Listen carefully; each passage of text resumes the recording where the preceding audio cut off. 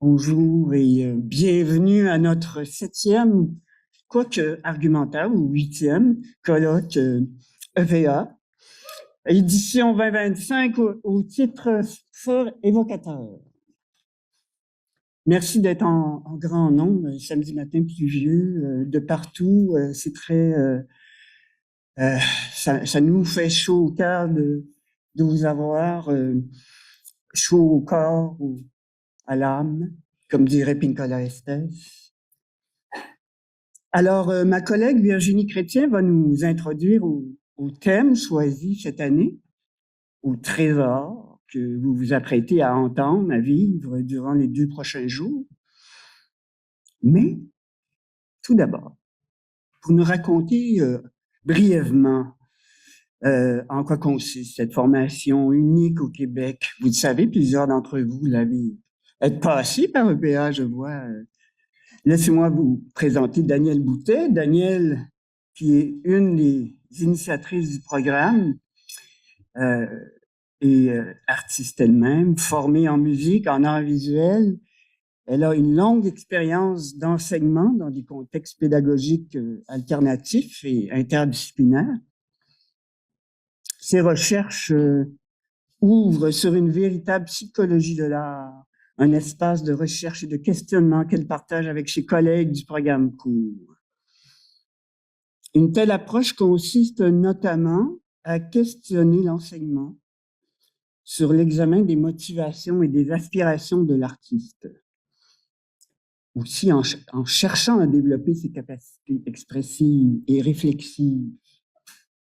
Alors, vous pouvez lire, voir Danielle sur de très nombreux sites web. Vous pouvez passer des heures avec Danielle en vous promenant sur la toile, en particulier le site Récits d'artistes ou les ateliers de l'œuvrement aussi. Et je vous recommande, pour celles et ceux qui ne l'ont pas encore lu, son étincelant livre « L'intelligence de l'art », paru aux éditions des Presses de l'Université du Québec en 2023. Alors, avec simplicité et amour, accueillons Danielle Boutet.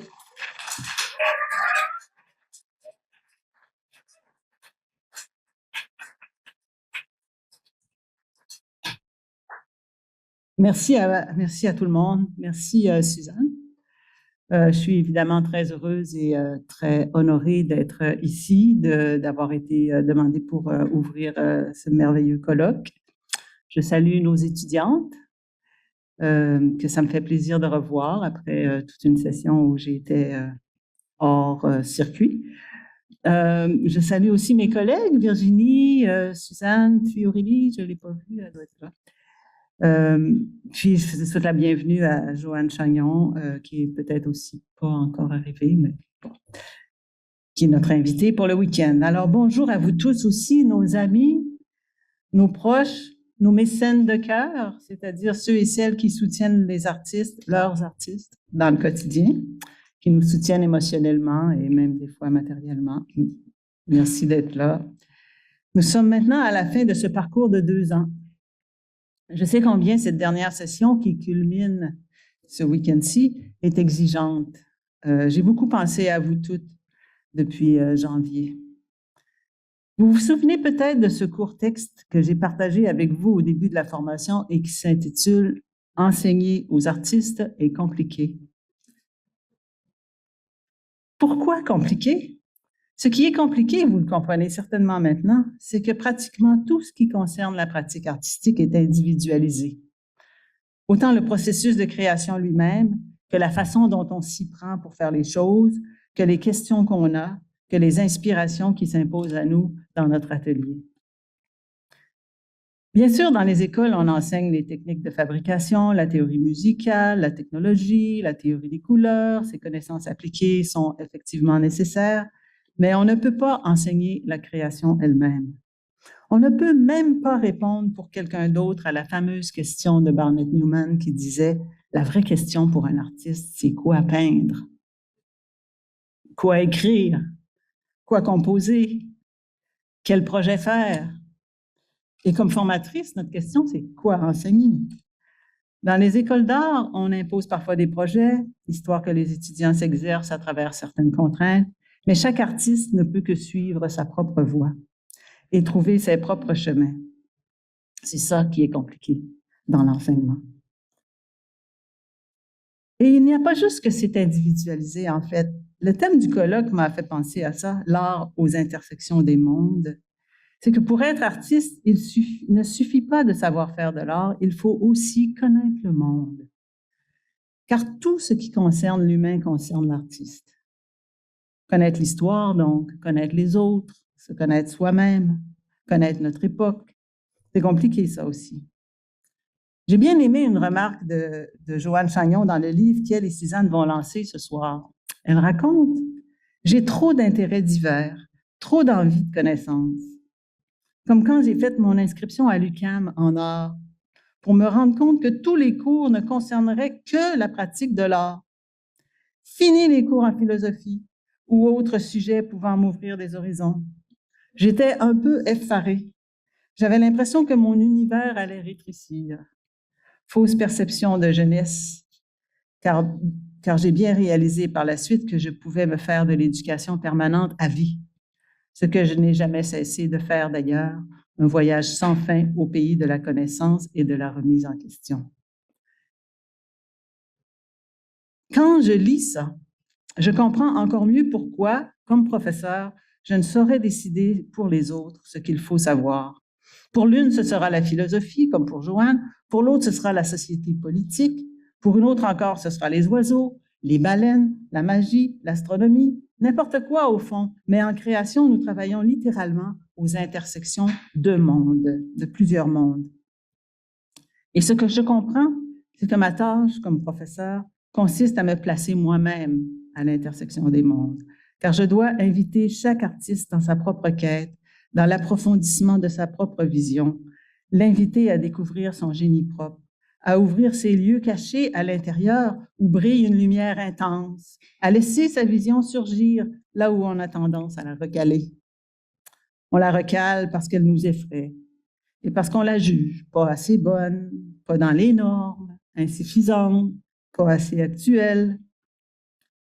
Notre défi comme artiste est de reconnaître notre génie quand il se manifeste et simplement de l'autoriser et apprendre à lui faire confiance. J'aime beaucoup ce mot, moi, génie. La plupart des gens s'en défendent, on trouve ça prétentieux ou on se sent vulnérable à cet endroit-là. Mais dire que quelqu'un a du génie, ce n'est pas une marque de supériorité ou un compliment. Tout le monde a du génie. Le génie, c'est cette chose que vous êtes la seule à savoir faire, cette chose que personne d'autre ne pourrait imiter. Et c'est d'ailleurs parce qu'on est la seule à pouvoir la faire, cette chose, de cette manière qu'il est si facile d'en douter. Le génie, c'est encore cette chose en soi qui souvent nous fait peur, dont on est timide, qu'on désapprouve même souvent. Mais au contraire, il faut chérir notre unicité, notre singularité, se reconnaître soi-même dans nos dons particuliers. Et c'est ça le génie, car le génie, c'est ça qui crée.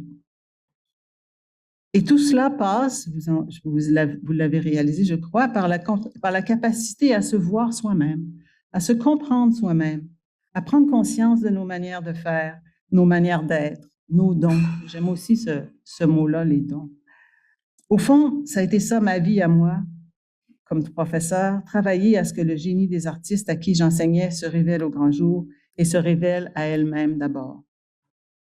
C'est une mission de grande envergure. Heureusement, je n'ai pas été toute seule dans ma vie à la faire. J'ai toujours eu des complices extrêmement doués.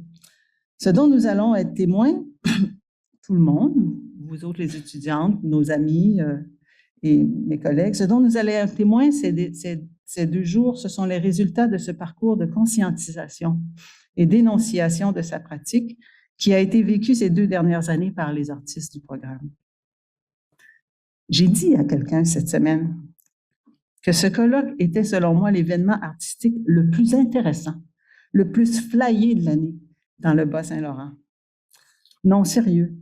Avec 17 artistes en personne qui présentent leur démarche et leur travail, avec la grande diversité d'art actuel que ça représente, c'est un vrai festival ce week-end. Ce n'est pas un colloque, c'est un vrai festival, c'est une vraie biennale.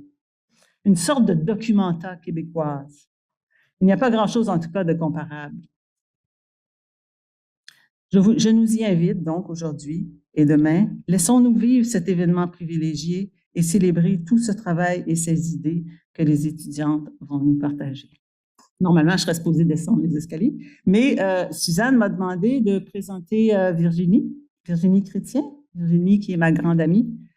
Artiste interdisciplinaire issue des arts visuels, Virginie Chrétien a complété un baccalauréat en arts plastiques à l'Université Laval ainsi qu'une maîtrise en arts à l'Université du Québec à Chicoutimi.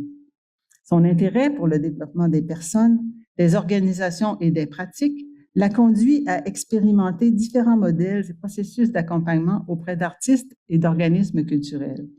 Depuis 2013, elle agit comme chargée de cours au sein du programme en études de la pratique artistique et depuis l'hiver 2023, au certificat en création artistique dont elle a grandement contribué à la création.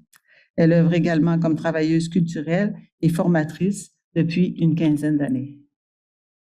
Allô tout le monde, ça me fait vraiment plaisir d'être là. Alors, je vous introduis à notre thème. Tout acte de création exige de l'audace, et cela est particulièrement vrai en cette période d'incertitude et de fragmentation des sociétés. L'heure semble cruciale, mais ne l'est-elle pas toujours? N'exige-t-elle pas pour chacun et chacune de nous un moment d'arrêt, une remise en question de ce que l'on croit savoir, un déplacement dans nos façons de voir et d'agir dans le monde? Cette exigence s'impose concrètement aux artistes dans le creuset de leur atelier et cela s'articule pour beaucoup ainsi, oser œuvrer autrement. C'est-à-dire œuvrer aux intersections des mondes, là où la matière est explorée et retournée, la vision ouverte et élargie, là où des brèches et des sensibilités nouvelles se manifestent. L'art demeure l'espace de tous les possibles et de toutes les retrouvailles. Notre colloque cette année regroupe 17 artistes, des femmes qui ont cheminé ensemble depuis l'automne 2023. Notre conférencière invitée, Joanne, qui vient de nous retrouver, nous fera l'immense plaisir de nous raconter son travail et ses réflexions demain matin. Au programme également le lancement du livre, Pérégrination, conversation autour de l'œuvrement de Joanne Chagnon et Suzanne Boisvert qui a introduit notre superbe colloque aujourd'hui et qui sera d'ailleurs la grande maîtresse de cérémonie de tout ce colloque. Cet après-midi même à 16h30, juste ici à la Galerie Blucard pour le lancement. Durant les 2 prochains jours, vous entendrez parler de courants d'ondes chromatiques, de sensibilité éco-poétique, de connexion à la vulnérabilité humaine, de rencontres précieuses et de liens d'appartenance, d'interdépendance entre les communautés. Vous entendrez des mots comme art de proximité, rituel et savoir en dialogue avec la terre, porosité, posture d'attention, vivre pleinement l'incertitude. Il sera question de funambules sur le fil des réels, de femmes kayak, de femmes des bois et femmes dragons, d'abysses et de sanguine liberté, de territoires intimes et de fleuves, de chaos et d'œuvres voyages, d'espaces poétiques colorés, de lenteur, de lumière.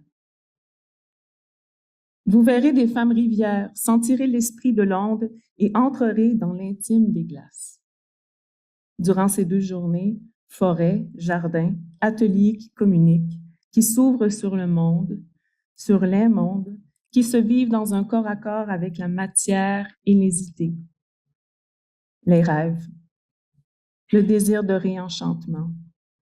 Oui, l'art demeure l'espace de tous les possibles, comme en témoignent toutes ces artistes inspirantes et généreuses.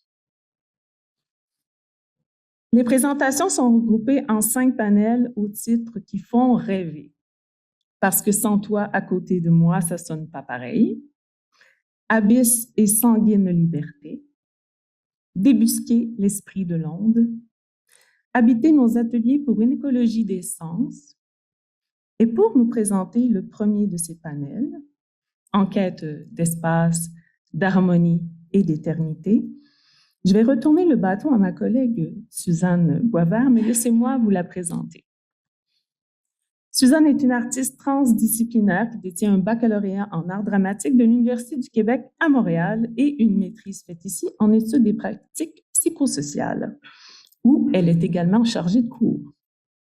À l'œuvre depuis 1982, elle se consacre depuis plus de 30 ans à l'accompagnement des processus créateurs en communauté et en pratique relationnelle. Elle cherche à tresser, comme elle le dit si bien, l'intime et le collectif, le poétique et le politique, l'extraordinaire et le quotidien, en dehors des lieux consacrés à l'art. Elle s'intéresse au plus haut point aux dimensions spirituelles et transformatrices de l'art, que l'art permet, et elle voit la salle de classe comme un espace de co-création. Suzanne, à toi. Je vous remercie, bon colloque.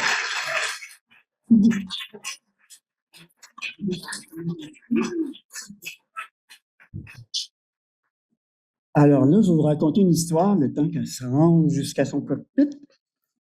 C'est une plaisanterie, elle est très rapide. Merci beaucoup, Virginie, précieuse Virginie, incroyable Virginie.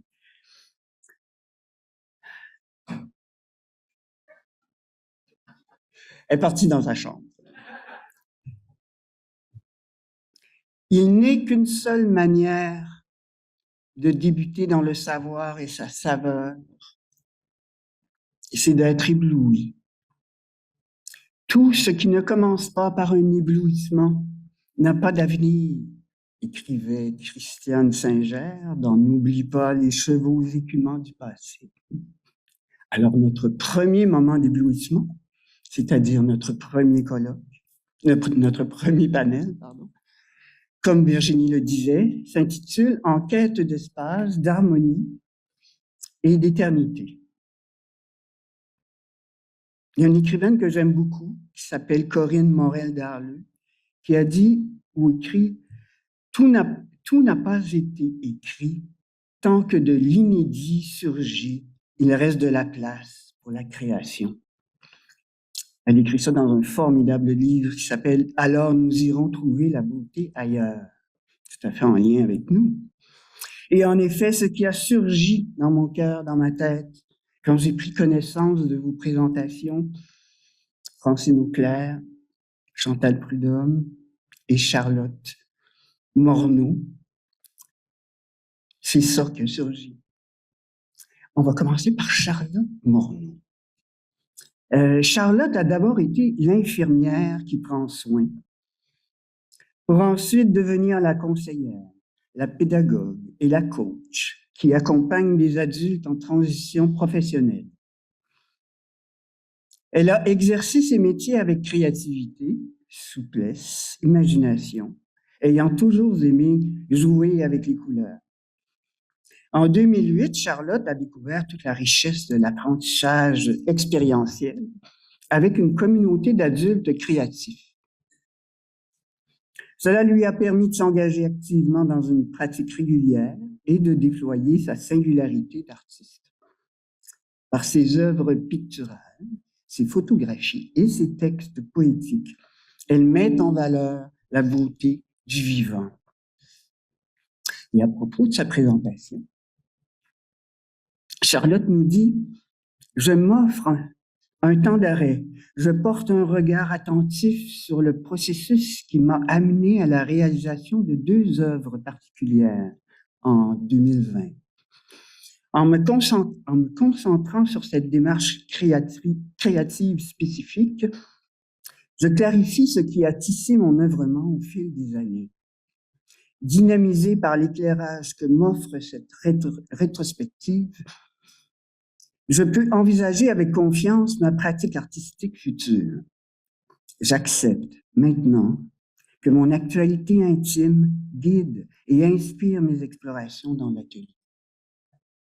Curieuse, en apprentissage continu, je me permets avec joie d'utiliser des modalités d'expression variées. J'accueille avec gratitude cet heureux agrandissement de soi que me procure mon quotidien d'artiste Accueillons Charlotte Morneau. Plusieurs m'ont dit, c'est toi qui casses la glace. Comme il fait chaud, ça devrait pas être si pire. Et je me sens vraiment émue, puis supportée par plein de regards de personnes qui m'aiment. Je me sens comme dans une communauté. Et je vais essayer de vous partager mon témoignage avec tendresse, affection, humilité. Je suis la petite fille d'Anna. Je me souviens de son regard bienveillant, de son amour apaisant. C'est ainsi que j'ai découvert que j'étais belle et unique. Anna, je l'ai vue pleurer et j'ai appris la vulnérabilité. Je l'ai entendue rire et j'ai appris la joie.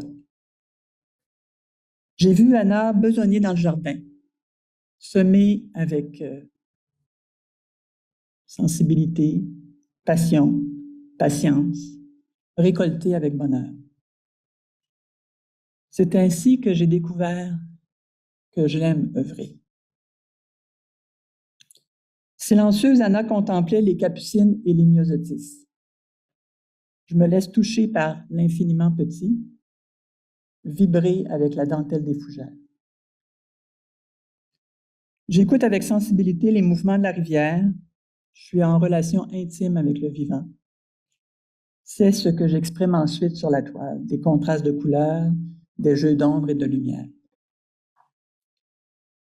Je suis une artiste bien nourrie par ses racines familiales. Mes créations visuelles communiquent mon univers émotif beaucoup plus facilement que mes mots. Lorsque je peins, je voyage en moi, puis je m'ouvre aux étonnements qui me sont révélés sur la toile. Le tableau entre en résonance avec ce que je vis, il me devance, met en évidence ce qui ne l'était pas encore pour moi. J'aime aussi m'amuser dans l'atelier. En jouant avec les tissus et les objets, je mets en valeur de façon ludique des aspects de ma vie, de mon histoire personnelle, familiale, professionnelle. Malgré mes doutes, les craintes du regard de l'autre sur mes œuvres en devenir, les espoirs déçus, j'ose chercher. J'ose chercher et permettre à l'expérience créative de me transformer. Tous ces constats me réjouissent, vraiment. Mais les petits questionnements qui continuent de m'habiter, à 70 ans, j'ai besoin de clarifier ce qui m'anime aujourd'hui puis ce qui me fait vibrer dans l'atelier maintenant. Alors, alimenté par le thème du colloque, je me donne un temps d'arrêt pour remettre en question ce que je crois savoir. Je me donne un temps d'arrêt pour remettre en question ce que je crois savoir. Comment je fais ça? C'est que je vais vous présenter 2 œuvres qui me tiennent à cœur. Je vous décris les chemins que j'ai empruntés pour leur donner vie. Alors, je vous amène avec moi en août 2020 à Rivière-Ouelle. Je rejoins 2 amis dans un chalet. La brume couvre le fleuve, puis il y a une pluie fine qui tambourine sur le toit du chalet. La galerie est grande, on s'y installe avec nos cartons, nos couleurs, nos pinceaux. Je suis habitée par un bouillonnement joyeux. Alors, je remplis ma toile avec l'ocre et la terre de sienne. Des amas de roches, de galets, de bois mort, les fissures dans les pierres, l'eau qui ruisselle sur la falaise, tous ces éléments guident mes gestes. Mon pinceau sait, ma main le laisse danser sur la toile. Puis ma spatule fougueuse s'élance à son tour. Mes doigts se mettent de la partie, la matière s'accumule, mes doigts glissent dans l'acrylique. Je m'amuse. Il y a des formes qui se dessinent, qui s'imposent sur la toile. Elle s'impose sur la toile, malgré moi, malgré moi. Tout à coup, l'émotion m'envahit. J'ai la gorge nouée, je dépose couleur, palette et pinceau. Je respire profondément, puis je laisse monter les larmes. C'est la vulnérabilité de Bernadette qui apparaît sous mes yeux. Bernadette est morte seule il y a quelques semaines. C'était une cousine éloignée, je l'ai peu connue, mais à chaque fois que je la rencontrais, nos rencontres étaient teintées d'émotions. Vive d'esprit, Bernadette a refusé de se limiter au rôle prédéterminé par le patriarcat. Elle a été victime à répétition de violences verbales, mais elle était combative. Combative, elle a franchi de nombreux obstacles pour arriver à terminer des études universitaires en médecine. Elle a pratiqué pendant quelques années, mais allergique au contrôle et à l'abus de pouvoir, elle a cassé, tout abandonné. Elle errait comme une âme vide. Cela me chavirait, cela me chavire encore. Je suis toujours émue quand je repense à Bernadette. Alors, à Rivière-Ouelle, cet après-midi-là, quand je regarde ce que je viens de peindre, je le réalise, ce sont les violences que Bernadette a trop souvent subies qui s'ancrent dans l'acrylique. J'ai besoin d'air, j'ai besoin de recul, le fleuve m'appelle. Je marche très lentement dans un équilibre précaire. Les galets mouillés et les algues luisantes attirent mon attention. Les vagues cassent sur mes bottes. Le temps s'étire. Je marche, je respire amplement, je fais quelques pas de plus. Je lève les yeux, j'observe toutes les tonalités de gris qui se déclinent dans les nuages. Lentement, je retourne à la galerie du chalet, je m'assois devant mon tableau, j'y ajoute quelques traits, et avec délicatesse, je choisis d'accentuer des taches d'ombre, de révéler des éclats de lumière. Je laisse mon œuvre se déposer, un silence s'impose en moi. Je retrouve finalement mes deux amies assises devant le fleuve. Elles m'accueillent avec une tasse de thé. Nous décrivons nos travaux de l'après-midi, mais je les écoute distraitement. J'ai besoin de partager l'intensité de ce que j'ai vécu. En leur montrant le tableau esquissé, je découvre la présence d'un hibou. Je me promets de lui donner sa place lors des prochaines séances dans l'atelier. Un titre va s'imposer, seul le hibou chantait. Seul le hibou chantait est venu à moi dans un moment particulièrement intense de connexion à mon vécu. J'ai vivement ressenti cet après-midi-là une qualité d'attention et de réceptivité qui m'ont moi-même étonnée. J'ai osé. Osé laisser venir librement les formes, les couleurs, les souvenirs. J'ai suivi mon chemin intérieur en toute humilité, ouverture et patience. Le hibou, il est devenu le témoin d'un échange houleux entre des générations de personnes violentes et leurs victimes qui courbent le dos. Aucun mot n'était assez puissant pour refléter l'intensité de ma colère et de mon désarroi à la suite du décès de Bernadette.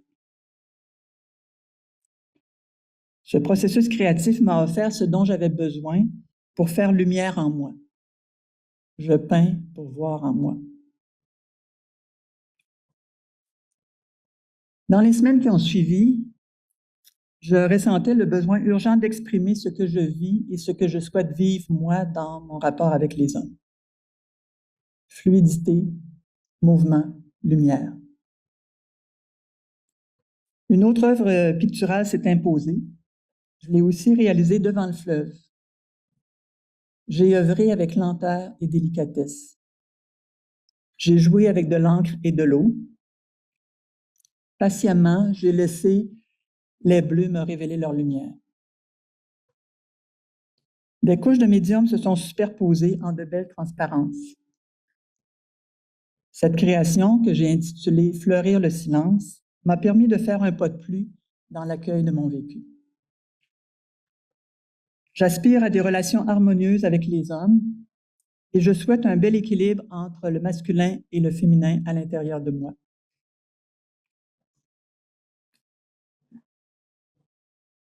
Voilà 2 œuvres maintenant qui se font écho. En revisitant mon processus, je constate que dans un premier temps, j'ai su accueillir ma colère, mon désarroi, mon immense tristesse. J'ai donné de l'espace à ce chaos d'émotions enchevêtrées. J'ai osé ralentir pour reconnaître et valoriser ce qui était en moi. J'ai laissé les pinceaux faire. Ma création m'a révélé l'intensité de mon deuil. Dans un deuxième temps, j'avais une intention. Exprimer mouvement, lumière, fluidité. Et c'est cette intention qui a guidé mes gestes. Ma respiration, mon souffle m'ont aidé à me concentrer sur le message que je voulais partager. Je ressentais un besoin viscéral, celui d'affirmer que les dialogues sont possibles entre le masculin et le féminin. Cette deuxième création m'a apaisée.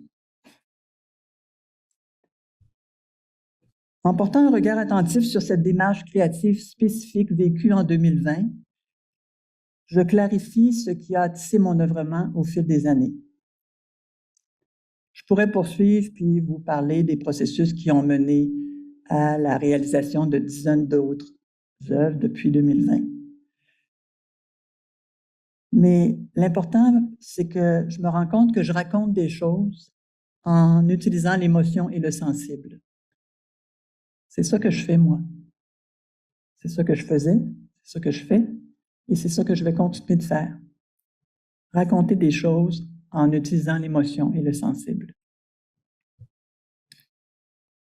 Ces expériences de connexion à soi et d'expression vraie qui amènent un produit concret, cela me donne la motivation et l'enthousiasme pour continuer d'œuvrer.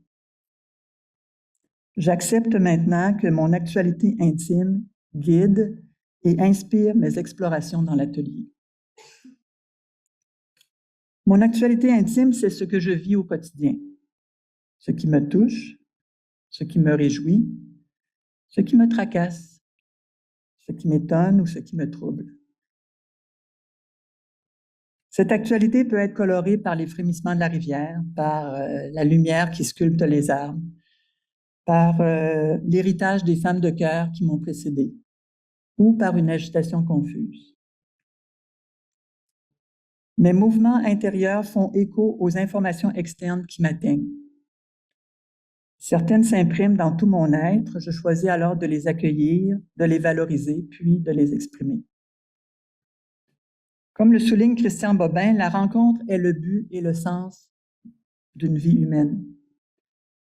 Elle permet qu'on ne la traverse pas en somnambule. Mais moi, en créant, je m'offre une rencontre renouvelée avec moi-même. Puis ensuite, œuvrer et donner à voir me permet la rencontre et le dialogue avec l'autre. Comme Hélène Dorion, je considère que s'exprimer, c'est sortir de son monde intérieur et le rendre compréhensible, visible, sensible pour les gens qui m'entourent. À 70 ans, j'en suis persuadée maintenant, c'est utile, pertinent, nécessaire de continuer mon engagement quotidien dans une pratique artistique. Ma pratique artistique, c'est un socle sur lequel je m'appuie. Quand je crée, je suis dans le vif de ma vie et après, ça nourrit tout le reste. Je me suis offert un beau temps d'arrêt pour remettre en question ce que je croyais savoir. Ça m'a permis de revisiter ce que je fais dans l'atelier puis de cheminer. Ici, maintenant, devant vous, je donne un nouveau titre à ma présentation. J'aime accueillir, reconnaître et rendre visible mon actualité intime. Je le constate, mon terreau créatif est bien ensemencé. Les prochaines récoltes vont être nourrissantes et je suis toujours la petite fille d'Anna. Merci.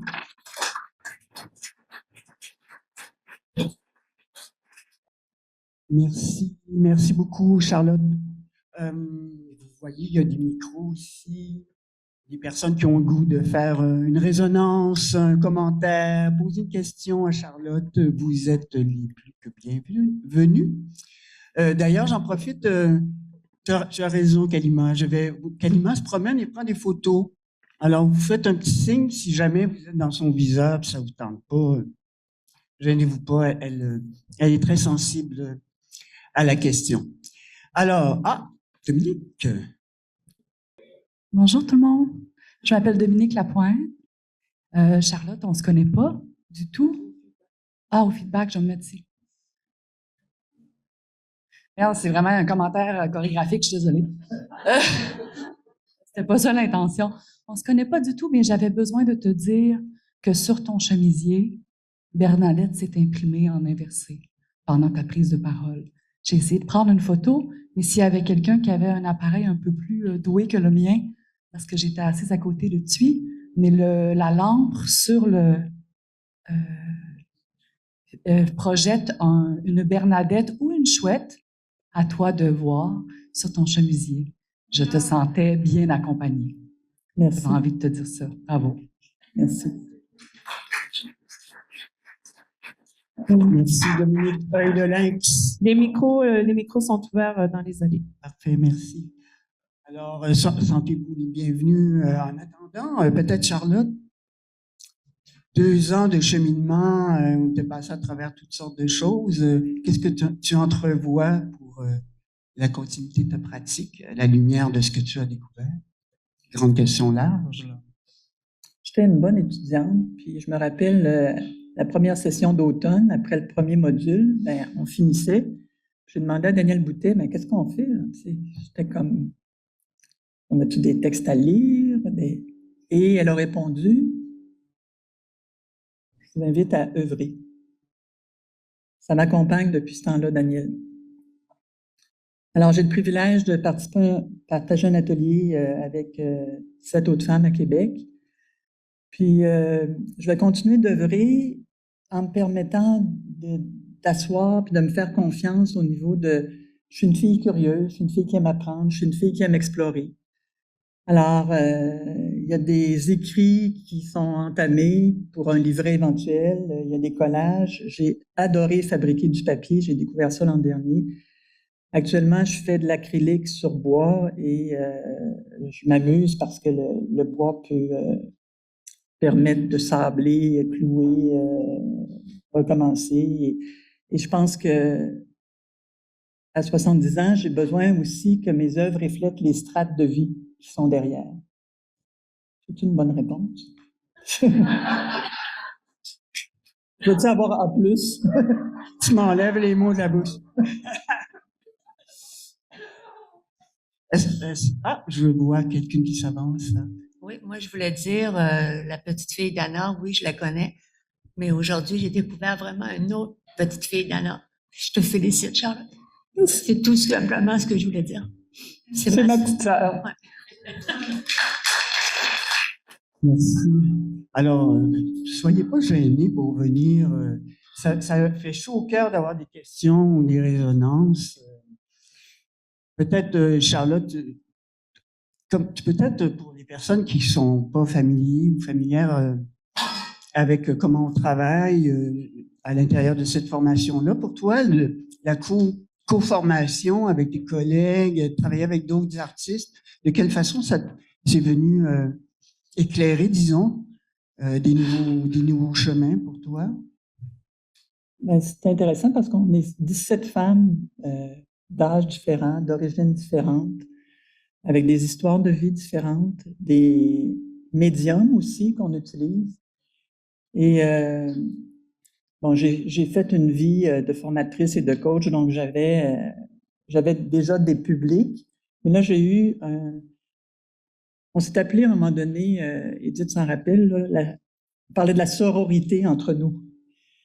Le regard de l'autre qui est différent de soi, qui découvre une Charlotte qu'il n'a pas connue jamais. Alors, toute la richesse, je dirais, du co-cheminement pendant 2 ans ensemble. Puis, oui, je viens de casser la glace, mais attendez ce qui s'en vient. C'est vraiment très beau. Merci, un grand merci, Charlotte. Chantal Prudhomme. Chantal Prudhomme a transporté ses pénates de Montréal à la région de Québec, puis dans Bellechasse, élargissant son imaginaire de la ruelle au champ, au paysage jusqu'au fleuve. Son travail d'architecte paysagiste l'amène à œuvrer à travers le Québec. Ses études paysagères et patrimoniales ont façonné son regard et sa sensibilité à voir, décoder et dire l'agencement des paysages modelés par l'histoire des collectivités. Une bourse du Conseil des arts et des lettres du Québec de 2002 sera le déclencheur de sa démarche artistique vers la peinture abstraite.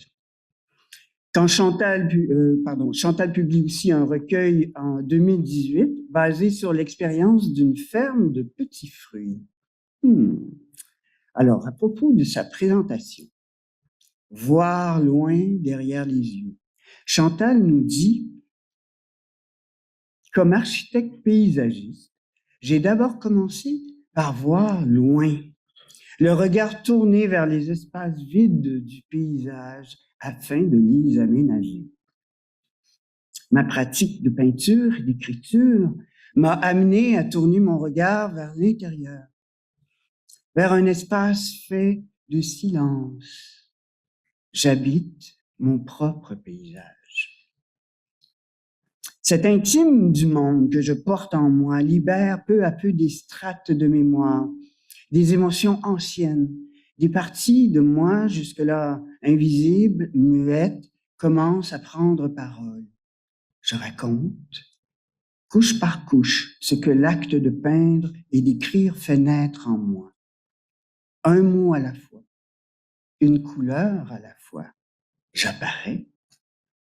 Accueillons Chantal Prudhomme. J'aime les collages avec les morceaux déchirés de mes dessins, car je leur donne une deuxième vie. J'aime aussi entrer dans la durée, dans l'espace-temps.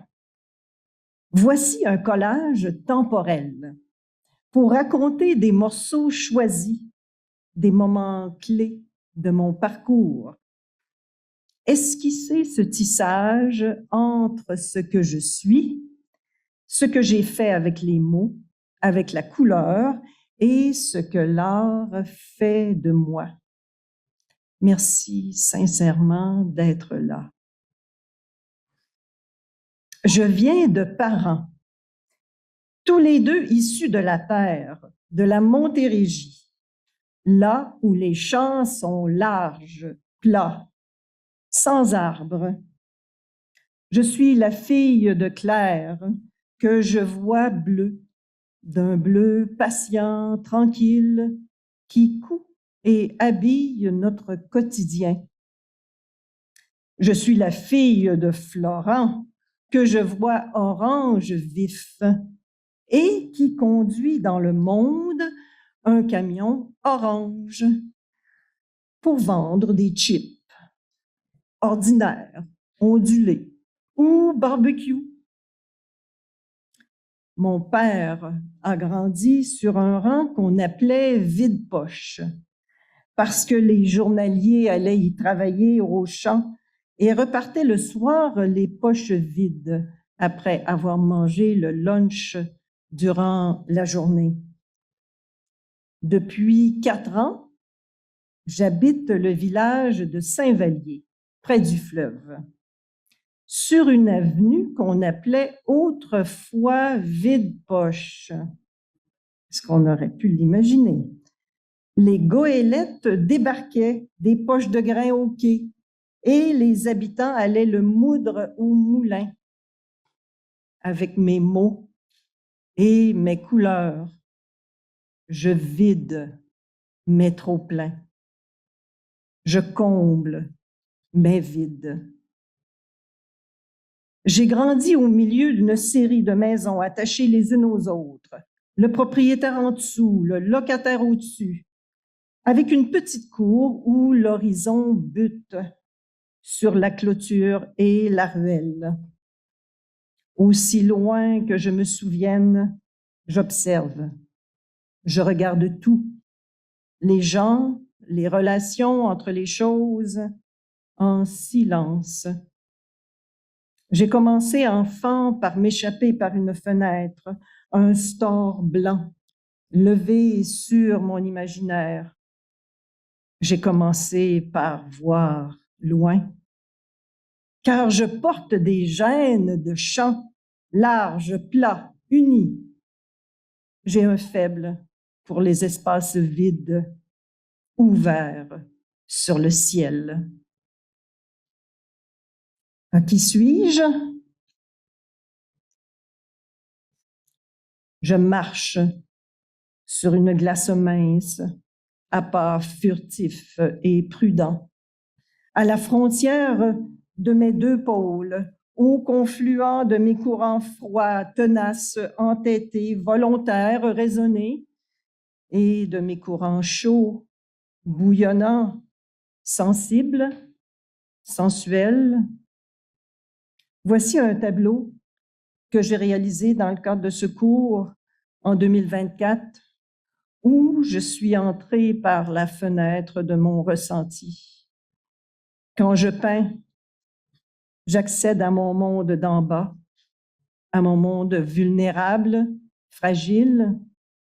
Quand j'écris, je me situe à l'intersection d'un grand espace où je vois le monde extérieur et d'un espace intérieur profond. Quand j'écris, quand je peins, je tente de faire le pont en moi-même, de réconcilier mes pôles. Continuons le voyage, alors de retour en 85. En 85, j'ai planté en moi des racines profondes dans un ailleurs lointain, avec un voyage au Japon. J'ai commencé à mettre en mouvement un certain art de vivre avec la méditation zen et le tai chi. Pendant 5 ans, j'ai pratiqué la calligraphie japonaise, un trait noir suspendu dans l'espace blanc de la feuille. J'apprenais à respirer dans la feuille blanche, dans le trait du pinceau, pour relier la terre et le ciel. Mais surtout, j'apprenais l'humilité, à devoir recommencer sans cesse le même trait pour l'assouplir et ne pouvant y parvenir qu'en m'assouplissant moi-même. Pour gagner ma vie, j'ai choisi le chemin du paysage. Le travail d'architecte paysagiste m'a amené à voir. J'ai cherché à tout voir. J'ai commencé avec l'aménagement de parcs, de places publiques. Graduellement, j'ai agrandi les limites du site jusqu'à déployer mon regard à l'échelle des paysages régionaux, voir de plus en plus grand, de plus en plus large. Puis, j'ai creusé sous le visible du lieu et des paysages pour comprendre l'évolution des couches d'histoire. J'ai commencé à toucher l'invisible pour les yeux. Je vois l'agencement des pleins et des vides du paysage. Les pleins, c'est-à-dire les ensembles construits, les villages, les villes, les forêts. Les vides, les trouées, les champs, les routes. Ce qui m'anime avant tout, c'est la structure de l'espace. comment mon œil se déplace dans le lieu et le paysage. Quelles sont les relations entre les éléments? J'aime les espaces vides du paysage, car ils donnent de l'horizon à nos milieux de vie au quotidien. Et la bourse du calque est arrivée par le chemin du paysage. J'ai proposé une réflexion sur le langage du paysage du Kamouraska pour y repérer les lieux identitaires, décoder les sensibilités, comprendre les poésies et les blessures de ce paysage. Mais ce projet a déstabilisé mes repères, questionné mes propres sensibilités, mon regard, mes poésies, mes blessures. Je n'avais plus de mots pour moi-même. Derrière la porte d'un rangement, j'ai commencé à peindre par nécessité, à habiter mon propre paysage, à tourner mon regard vers l'invisible de moi-même. Jouer simplement avec de la gouache pour déjouer mon mental, libérer mon geste dans des amalgames de couleurs. Je suis orange et j'ai les pieds bleus. Mon souffle dans mes yeux dans mon ventre, j'ouvre un chemin doucement, la tête dans les mains, ma voix remonte en couleur. Derrière mes yeux, je respire.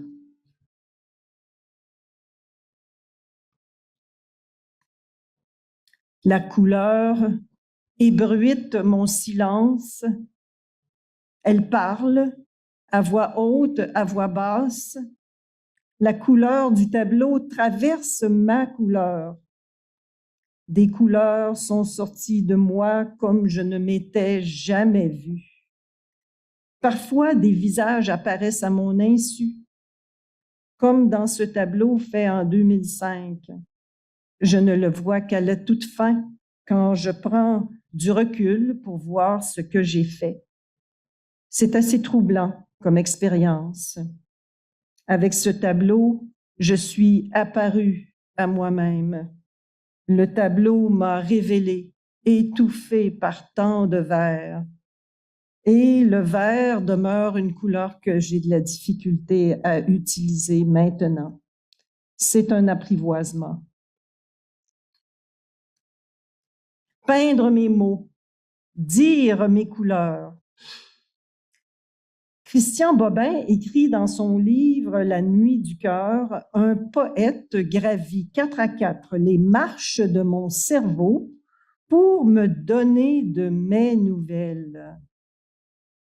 La peintre en moi me demande de mes nouvelles, me voit, m'écoute et nous dialoguons ensemble. Quand je commence un tableau, la peintre me demande « Qu'est-ce que tu as à dire? Quelle couleur? Quel genre d'espace as-tu besoin? Un carton, une toile, un morceau déchiré de tes dessins? » Je m'ouvre au moment présent. Je donne la parole à une part de moi qui n'a plus de mots. Je m'invite à témoigner. Je me donne de l'horizon en creusant au fond de moi-même. Je tisse en moi des espaces qui dénouent les mailles trop serrées de mes pensées. Je me déplace dans l'espace du tableau, ma main y cherche des chemins de passage. Je fais de la peinture et la peinture me fait. La poète en moi m'invite aussi à témoigner d'un moment fugace qui s'est imprégné loin derrière mes yeux. Mes mots viennent en images colorées ou en métaphores. Je peins et j'écris à la première personne. Parfois, je plonge dans ma solitude intérieure je viens à mon secours avec une main pleine de mots et de couleurs.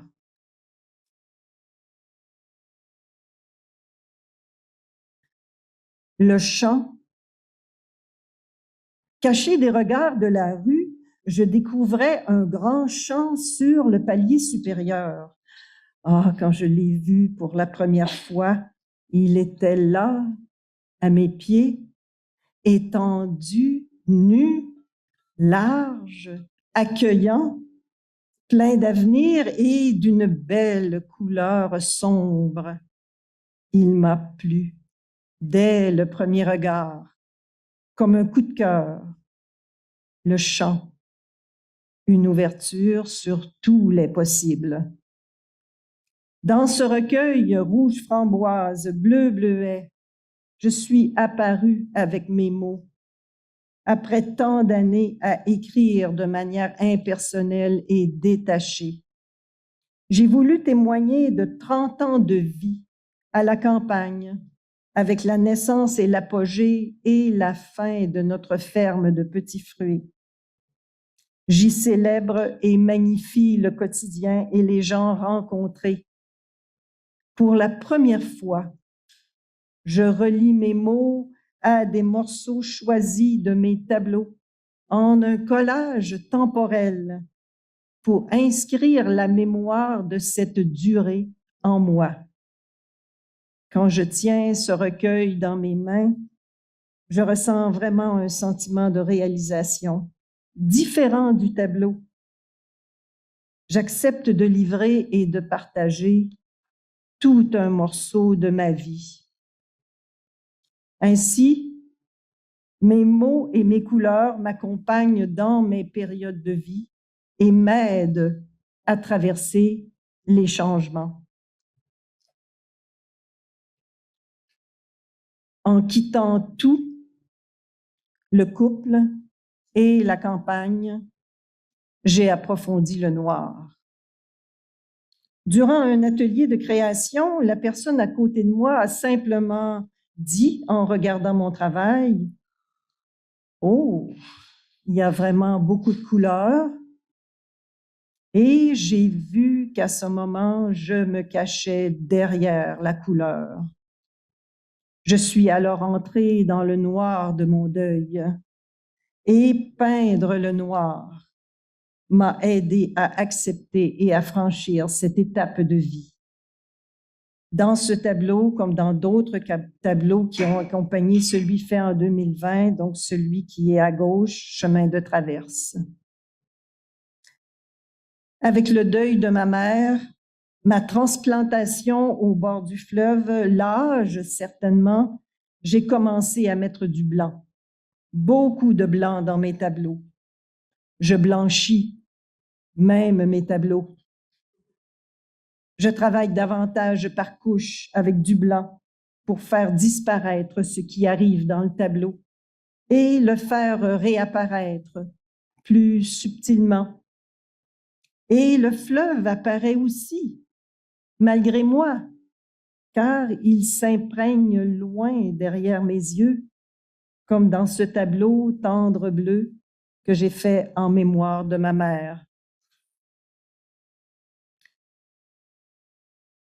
Dénudée intérieurement par les événements, je m'abandonne au courant de la vie, comme dans ce tableau que j'ai fait réaliser près de la rivière Péribonka, avec une vidéo qui vient prendre les reflets de la rivière par-dessus le dessin.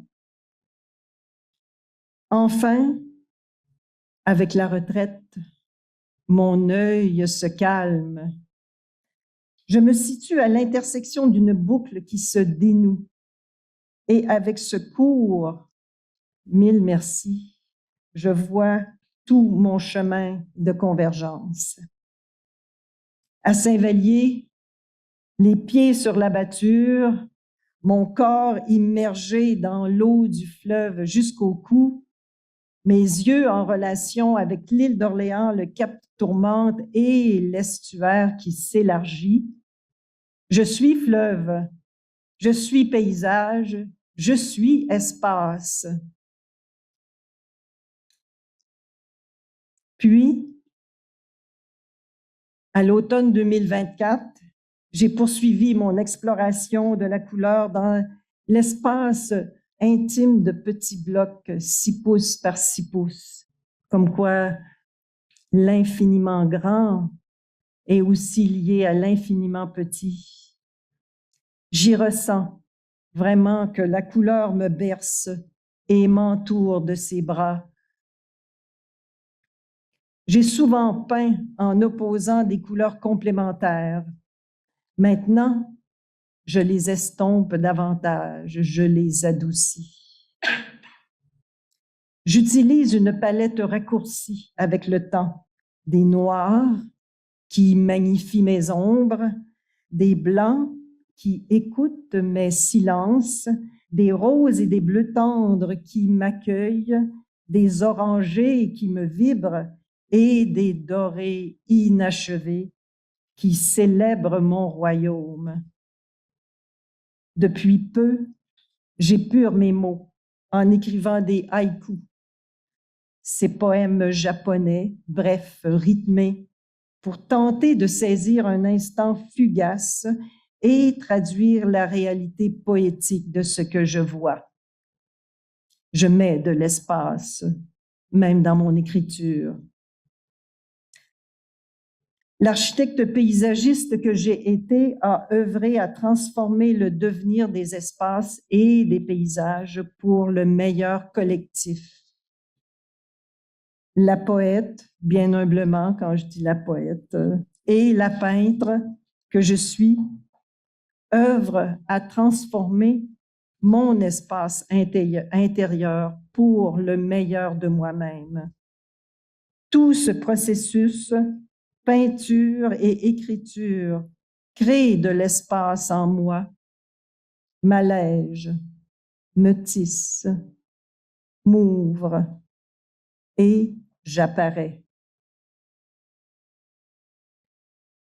Je cherche en moi la joie spacieuse, comme dans ce tableau réalisé en 2025.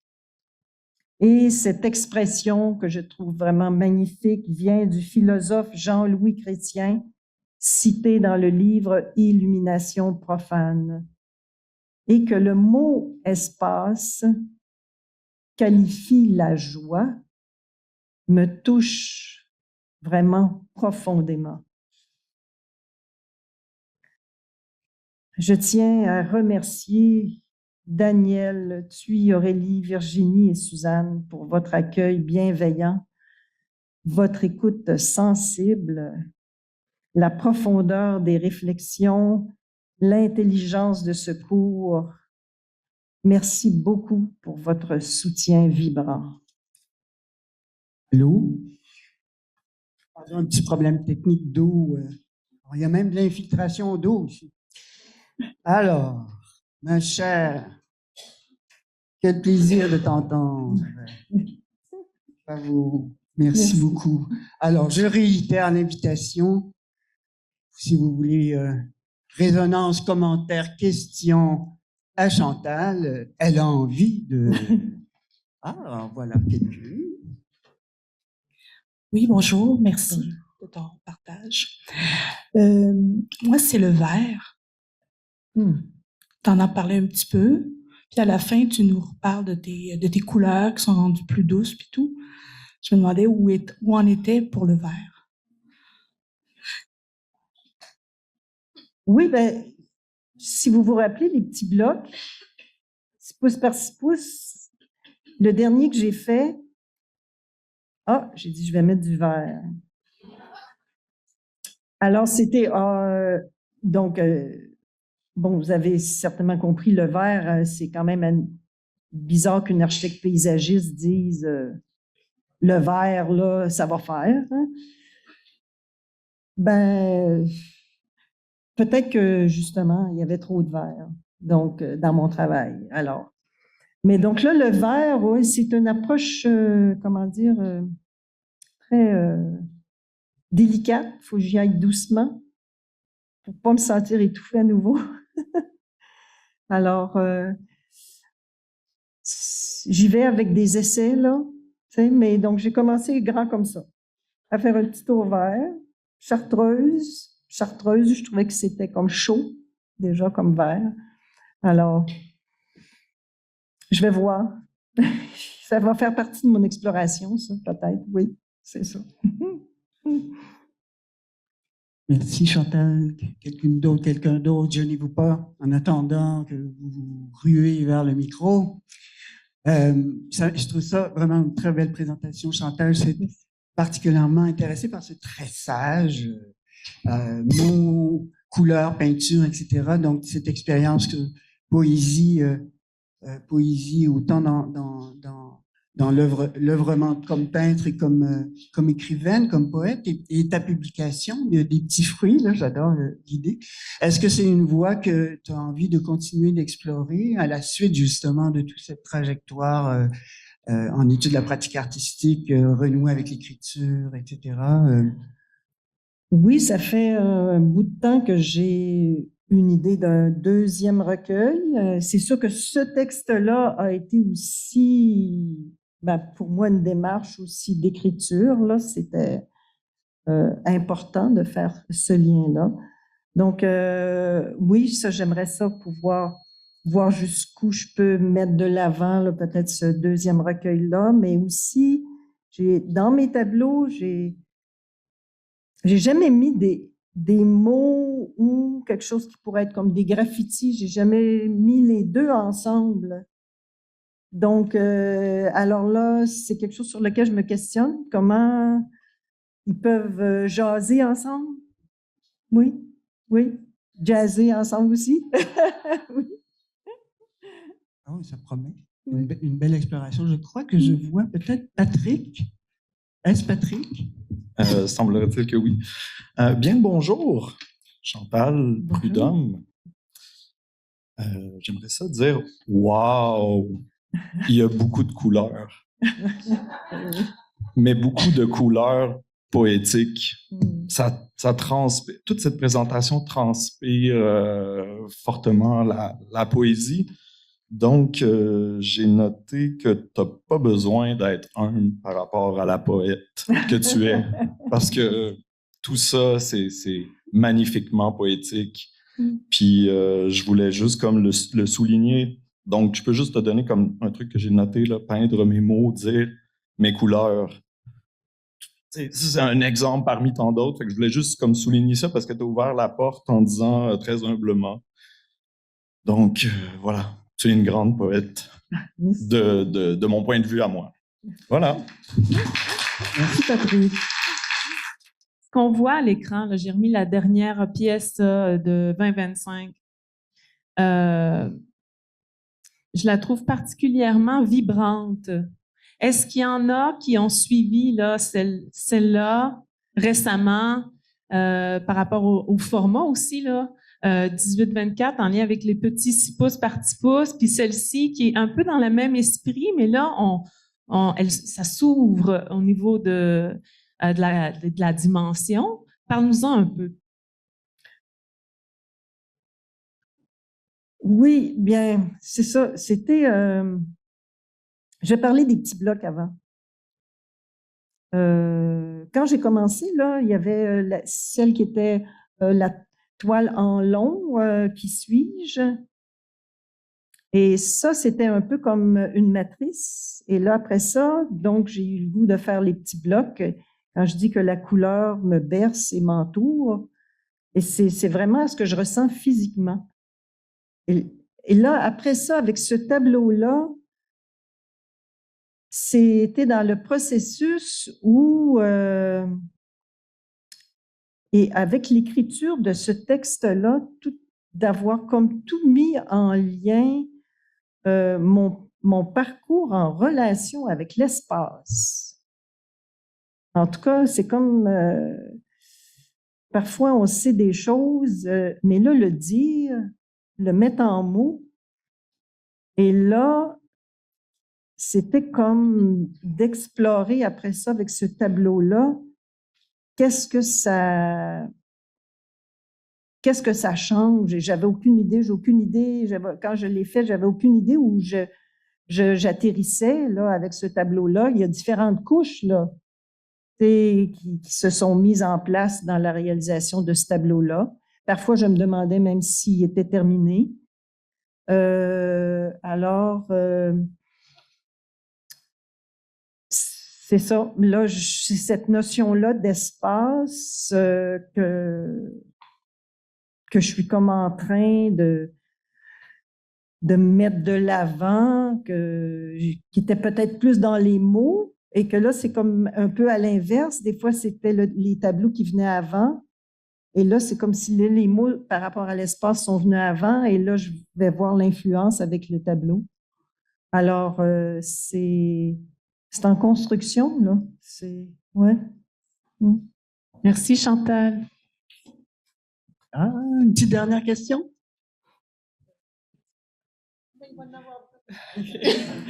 Bonjour Chantal. Ben, justement, dans cette pièce-là, moi, j'y vois certainement le paysage, l'atmosphère, tout ça. En même temps, on peut, plus on le regarde, plus on peut voir une structure d'une page avec des écritures. Il y a peut-être un lien, justement, avec l'écriture qui n'est pas nécessairement en mots, mais qui est ressenti dans cette construction-là, c'est ce que je voulais dire. Merci. Merci, Catherine. On va terminer avec toi. Moi, dans ton tableau, il y a quelque chose qui m'intrigue. C'est-tu dans l'écran? Je pense que c'est dans l'écran. Il y a une ligne horizontale dans le milieu, blanche, qui traverse ton tableau. Je sais pas, je suis la seule à voir. C'est comme si tu l'avais plié en deux, puis que tu avais réouvert la toile. Elle m'intrigue, cette ligne horizontale-là.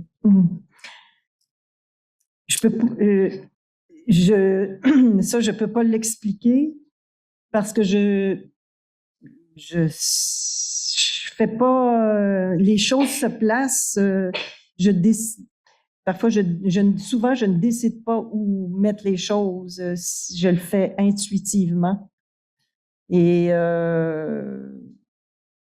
peut-être, oui. Tout à fait. Je trouve ça agréable d'entendre ce que les autres personnes y voient. Merci. Un grand merci, Chantal. Merci beaucoup.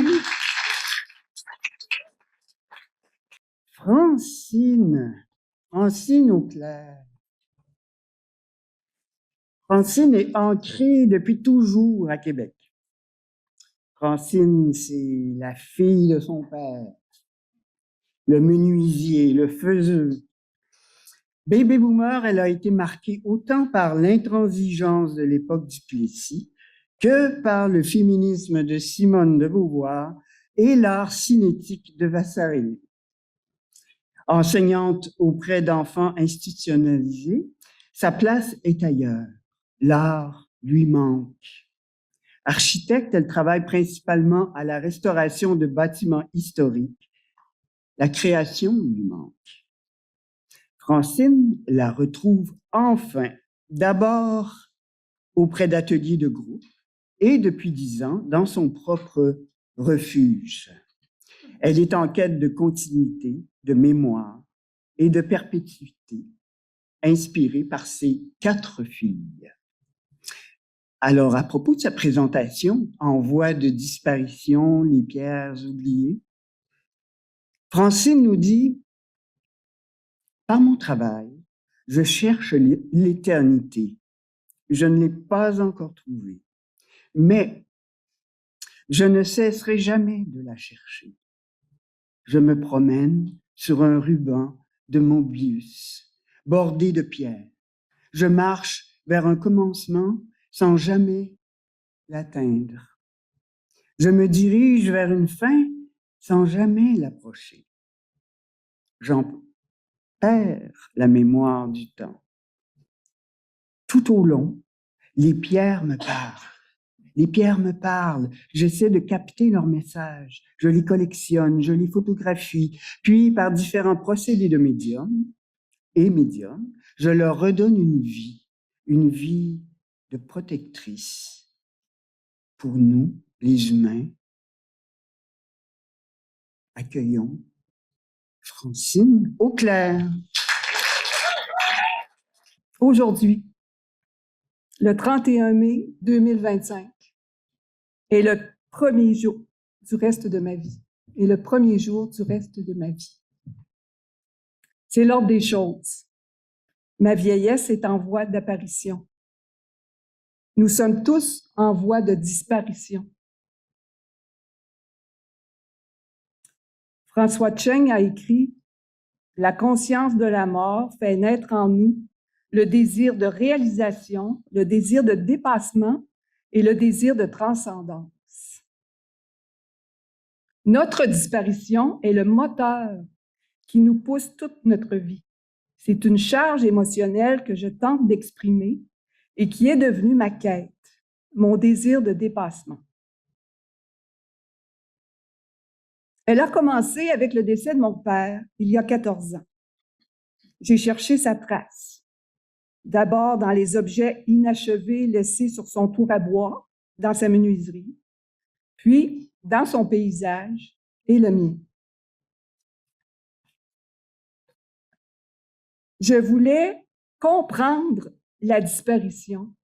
Comment on disparaît? Avec acuité, j'ai étudié les signes de vieillissement sur mon visage. En me regardant dans le miroir, j'ai fait des dizaines d'autoportraits. De la main droite, de la main gauche, les yeux fermés. Des esquisses remplies de lignes fines. C'est une expérience qui m'a rapproché du temps, celui qui a laissé des traces, la mémoire.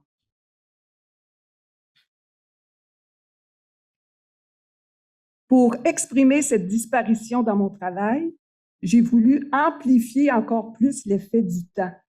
J'ai gravé des formes de bébites végétales dans des plaques de gomme pour les estamper sur des dessins portraits, pour masquer les visages, les faire disparaître. La nuit noire m'a donné des yeux noirs, mais je m'en sers pour chercher la lumière. C'est un poète japonais que je ne connais pas, mais j'ai trouvé ça extraordinaire. En vacances au bord du fleuve, à Saint-Simon-sur-Mer, je m'amusais à prendre des photos sur la grève. Soudainement, j'ai vécu un moment de grâce. Et ce moment furtif me nourrit depuis. L'angle du soleil, son intensité, le niveau de la marée, la douceur du vent, les rochers sculptés par l'eau, tous les éléments se sont alignés pour que, instinctivement, je me mette à prendre des photos de mon ombre sur la pierre en coordonnant ma position avec sa configuration. J'ai eu l'impression de m'inscrire dans la roche, comme un pétroglyphe ou même un fossile. La figure de mon corps qui laisse sa marque et ne fait plus qu'un avec la matière terrestre. Alors voilà, c'est décidé, je vais fossiliser l'humain. Premier réflexe, j'esquisse des visages fossiles comme Pierre de Chair. Ces premiers essais, insatisfaisants, me décident de continuer à chercher. Je fais imprimer des photos d'ombre prises à Saint-Simon sur du papier aquarelle pour leur greffer une forme humaine avec des lignes tracées à l'encre, comme gueule de pierre.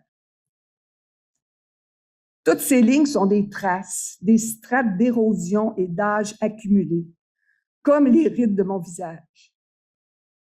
Et c'est à ce moment que les pierres ont commencé à me parler. Elles me disent que ces rochers emprisonnent des êtres depuis la nuit des temps, depuis des centaines de milliers d'années, presque une éternité passée, et que ça continuera encore durant des centaines de milliers d'années, une éternité future.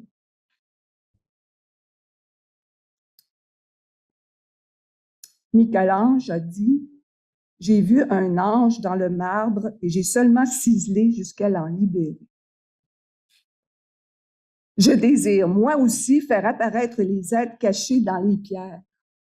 Mais comment?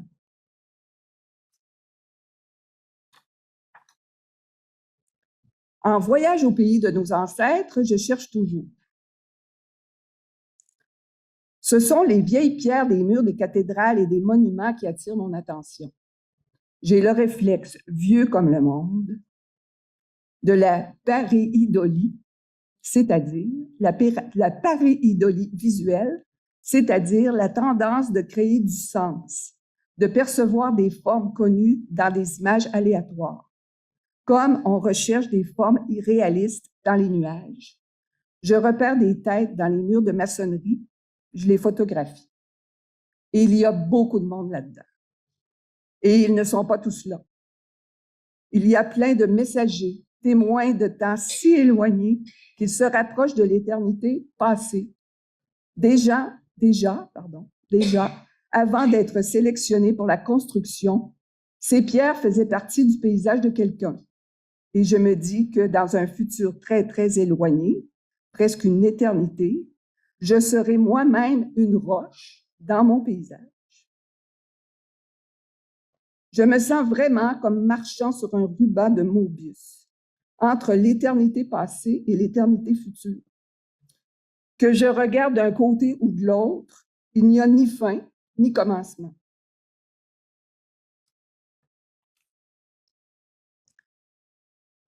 Retour à l'atelier pour tenter de donner vie à ces êtres rocheux. Derrière leurs photos que j'ai fait imprimer sur acétate transparent, j'accole un dessin sur papier fait à traits grossiers. M'apparaissent des êtres qui ont un vécu. On se reconnaît, on est de la même trace. Ces personnages qui communiquent avec moi sont et la mémoire du passé et la représentation de l'avenir. Le temps est long dans une pierre. Je pars en quête de roches qui me parlent. L'œil aux aguets, je me déplace dans la nature ou la ville, n'importe où. Elles sont là. Quand une pierre s'exprime et qu'elle est de dimension raisonnable, je la transporte jusqu'à l'atelier. Pendant des mois et des mois, je les observe et je cherche comment leur donner vie. Beaucoup plus tard, par hasard, je découvre le musée Fenaille à Rodez, en France. Il n'y a pas de hasard. C'est un musée régional d'archéologie, d'art et d'histoire. Il présente la plus importante collection de statues menhirs en Europe. La Dame de Saint-Cernin vit depuis le 3e millénaire avant notre ère. C'est une figure anthropomorphe faite de grès, de taille presque réelle. Elle m'a particulièrement touchée avec son grand manteau, sa ceinture, ses tatouages, ses colliers. Désarmante, émouvante, j'ai ressenti son existence. Peu importe ce qu'elle représente, une dignitaire ou une divinité, elle est pour moi une mémoire d'une bouleversante intemporalité. Je me suis imaginée, moi, dans 300 000 ans, cachée dans un fragment de granit, peut-être faisant partie d'un monolithe, destiné à guider les dragons.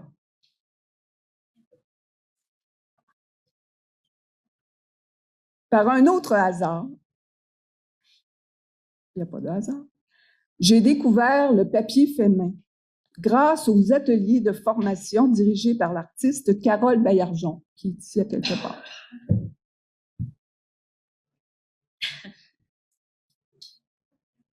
C'est un matériau si vivant, si sensible et si versatile, si fragile et si fort.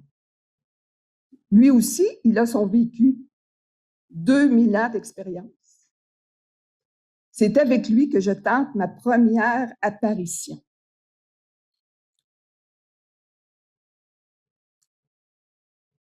Excusez-moi, j'ai recorché. Avec la feuille toute fraîche, encore mouillée, le moulage d'une tête de pierre est comme une révélation. J'essaie, en pressant le papier sur la roche avec un pinceau rigide et coupé court, d'aller y imprimer toutes les aspérités, toutes les marques d'âge, toute la trace de vie, jusqu'à la plus fine possible. Comme lorsque je faisais de l'autoportrait, je transfère dans le papier tous les détails, toute la texture du visage de la roche. Et comme pour moi, c'est l'histoire de sa vie qui apparaît. Après des heures de séchage, le démoulage des visages est une opération délicate. La vie est si fragile. Il faut la manipuler avec précaution. C'est aussi un émouvant rite de passage. Les êtres qui étaient dissimulés dans la pierre apparaissent dans leur nouvelle peau.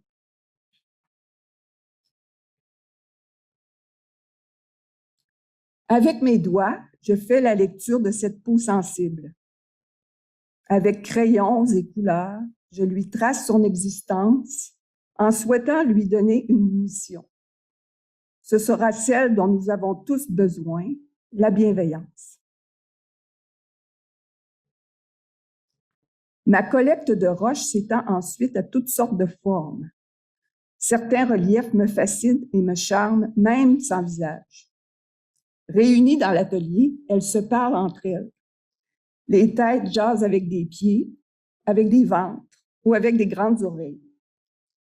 Alors, je décide d'en faire des personnages totems. Le totem peut avoir plusieurs sens. Selon Freud, il est une représentation du père. En Égypte ancienne, il est un dieu mi-humain, mi-animal. Dans l'architecture classique, le mascaron éloigne les mauvais esprits. Chez les Autochtones, le totem peut représenter l'histoire de la famille ou une force surnaturelle. Pour le scout, son totem représente en 2 mots un trait de sa personnalité associé à celui d'un animal. Pour moi, il sera un protecteur pour mes proches, vivants ou disparus, pour l'humanité. Chacune de ces pierres a été choisie, moulée de papier fait main, et chacune a son existence propre. Mais une fois groupées, elles sont fortes de leur mission de protection, leur mission de totem.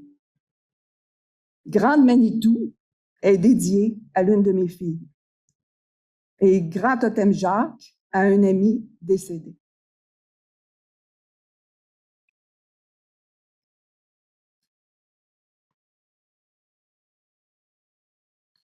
Pour réaliser un totem à multiples figures, j'expérimente le bas-relief. Sans réfléchir, j'ai sculpté 5 figures dans un panneau de styromousse. Je l'ai ensuite moulé de papier fait main 2 fois pour obtenir 2 moulages en bas-relief. Le premier est peint sur l'endroit et l'autre sur l'envers. Comme la fragilité de chaque individu est transformée par la puissance du groupe, on l'a vécu cette année, j'en fais 2 totems dédiés à une collectivité.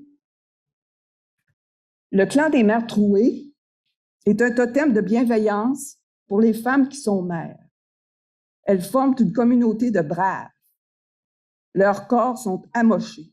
Les trous représentent des parts d'elles-mêmes qu'elles se sont fait prendre ou qu'elles ont données.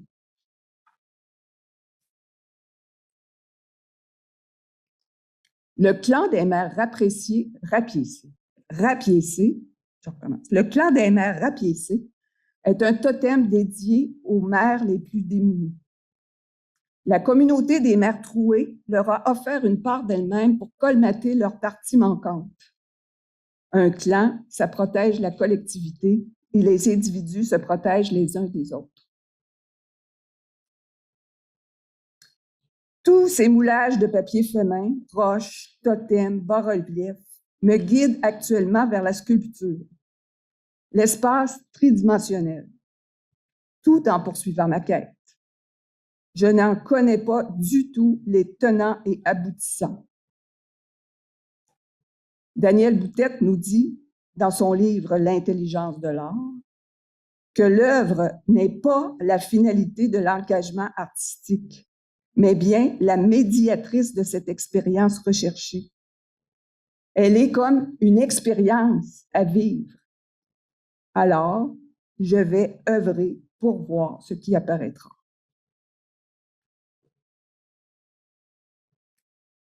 Après tout ce processus, c'est seulement maintenant que je découvre les écrits de Roger Caillois.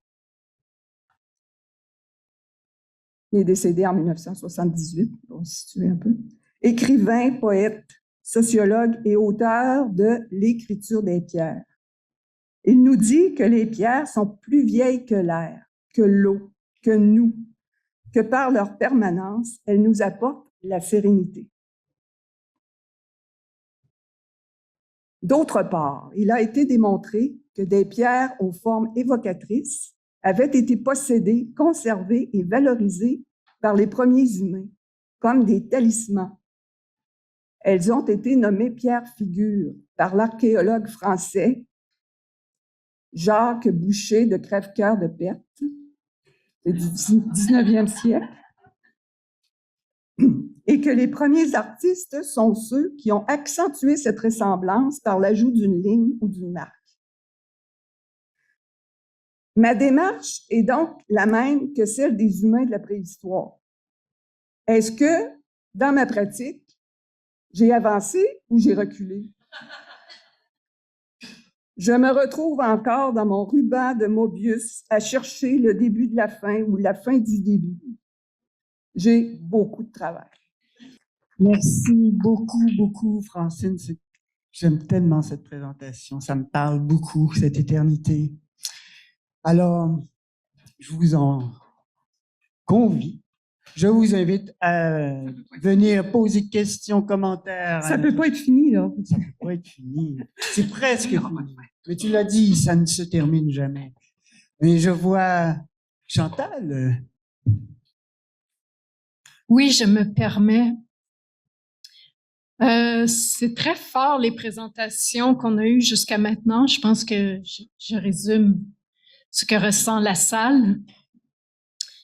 Puis, merci Charlotte, Chantal, Francine. Tu sais, il y a beaucoup de puissance, il y a beaucoup de générosité, puis ça a un grand impact. Et ma question, même si Daniel Boutet dit que l'œuvre, c'est une expérience à vivre, on est d'accord. Qu'est-ce qui arrive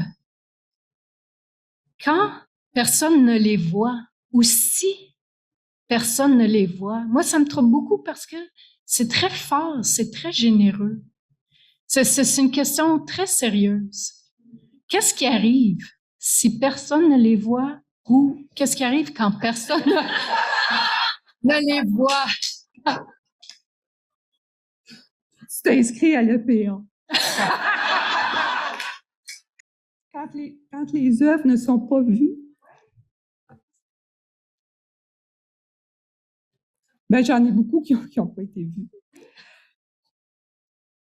Oui, mais tout le temps que je les ai réalisées, toute l'énergie que j'y ai mis, tous les sentiments, toute la thérapie que ça m'a apporté, c'est déjà tout un acte, ça. Non, mais je pense que je lis ma réponse, c'est que ce qui est important, c'est que ça existe. Non, mais je viens juste d'allumer, puis là, Daniel est juste derrière moi, puis je veux un A+. Fait que je me dis, ce qui est important, c'est que ça existe. Puis merci de les avoir faites à toutes les trois. As-tu quelque chose à rajouter? Ben, moi, je me levais de toute façon pour parler comme artiste. C'est l'artiste qui parle, c'est pas l'enseignante, c'est pas l'écrivaine. Quand j'étais dans les années 90, je travaillais dans un collège américain, puis en tout cas, j'étais en train de lire les demandes d'admission des étudiants au programme de maîtrise qu'on dirigeait. Puis il y en a un qui ça a commencé par « À quoi pense une pierre le matin de son 5 millième anniversaire? » Ben, je l'ai accepté tout de suite. Je sais même pas si j'ai lu d'autres choses de son dossier, mais lui, je l'ai tout de suite accepté. J'aimerais se rencontrer. Ouais. Mais c'est ça, je veux dire, c'est parce qu'il y a tellement de résonance entre qu'est-ce que tu fais puis qu'est-ce que moi je fais comme artiste, tout le projet que j'ai fait, donc que j'ai jamais présenté dans EPA, mais en tout cas, ça me parle beaucoup. Tes mères trouées, puis tes mères rapiécées. J'ai une pièce chez nous, c'est une sculpture, mais qui s'appelle Les Justes. Puis il y a vraiment une certaine ressemblance là, dans le geste. Voilà. Fait que juste pour dire ça, ça me touche. Ton imaginaire me fait, me réveille. J'aime ça. Puis Chantal, ben moi, la question, je la trouve très, très bonne, hein, mais il faut croire à l'intelligence collective. Il faut croire que le fait que les humains font de l'art en tant que tel change tout quelque part. C'est ça ma compréhension de cette affaire-là. Donc, voilà. Je te remercie. Je pourrais passer au travers de ta présentation, là, puis on parlerait des œuvres, mais on fera ça ensemble une autre fois. Merci, Daniel. Ben, est-ce qu'il y a un début? Est-ce qu'il y a une fin? C'est Carole Bayarjon. On est habitué au temps linéaire, mais il y a le temps circulaire aussi. Quelle saison est la première? On ne le sait pas. Il faut accepter qu'on est dans... Donc, il n'y a pas vraiment de réponse. On est dans un cercle. Ça peut être ça. Par rapport aux œuvres qui ne sont pas vues, des fois, elles attendent leur temps. C'est ça. Francine a exposé plusieurs des pièces qu'elle a présentées. Elles ont toutes été trouvées preneurs dans la plupart de ce que j'ai vu. Ben, en tout cas, en papier, souvent, c'est ça. Pas les mères. Ah oui, mais ils attendent leur temps. C'est ça, c'est ça. Des fois, on n'a pas les occasions, puis les occasions vont se produire où les gens seront prêts à les accepter. Fait que on peut attendre, comme les pierres attendent. Il faut avoir un peu de patience. C'est ça. Très belle présentation à toutes les 3 présentations. Félicitations. Merci beaucoup. Je dirais surtout, je suis le conjoint de Francine depuis pas mal d'années. Je suis un petit peu hors propos peut-être. Ma question ne porte pas sur l'art comme tel, mais je voulais remercier l'EPA parce que ça me permet de comprendre en fait ce qui se passe dans son atelier, un peu. Pourquoi j'ai transporté tant de cailloux? Pourquoi, quand on est en vacances, tout le monde regarde avec sa caméra vers la mer et Francine est la seule qui tournait vers les rochers? Ah, on dit, madame, c'est de l'autre côté que c'est beau. Mais non, c'est pas là. Non. Merci beaucoup, Francine. C'était très intéressant. Mais non, j'ai vraiment appris beaucoup. Et alors, ça valait le voyage à Rimouski. On est tous en quête de sens.